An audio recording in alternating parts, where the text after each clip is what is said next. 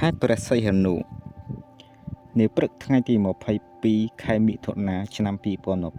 2025 តាមការពិនិត្យអាកាសធាតុខេត្តព្រះសីហនុដោយទទួលឥទ្ធិពលខ្យល់មូសុងនិរតី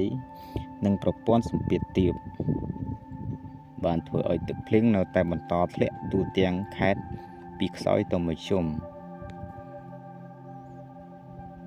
សីតុណ្ហភាពអតិបរមា29 អង្សាសេសីតុណ្ហភាពអបបមា23 អង្សាសេ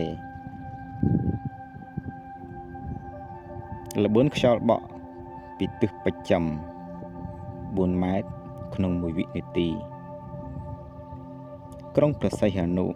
កម្រិតទឹកភ្លៀង203 មីលីម៉ែត្រក្រុងកំពង់សោមកម្រិតទឹកភ្លៀង238 មីលីម៉ែត្រស្រុកព្រៃនប់កម្រិតទឹកភ្លៀង167.5 មីលីម៉ែត្រស្រុកស្ទឹងហាវកម្រិតទឹកភ្លៀង208 មីលីម៉ែត្រស្រុកកំពង់សិលា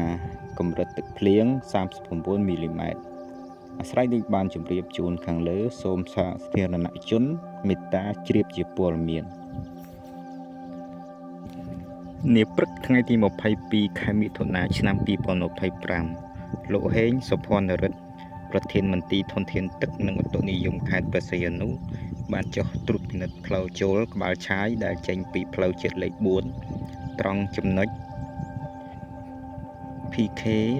4.7 ត្រង់ទីតាំងលូដោះទឹកឆ្លងកាត់ផ្លូវបានហូរដាច់ប្រវែងប្រហែល20 ម៉ែត្រនិងជម្រៅប្រហែល5 ម៉ែត្រដែលស្ថិតនៅសង្កាត់លេខ 1 ក្រុងព្រះសីហនុ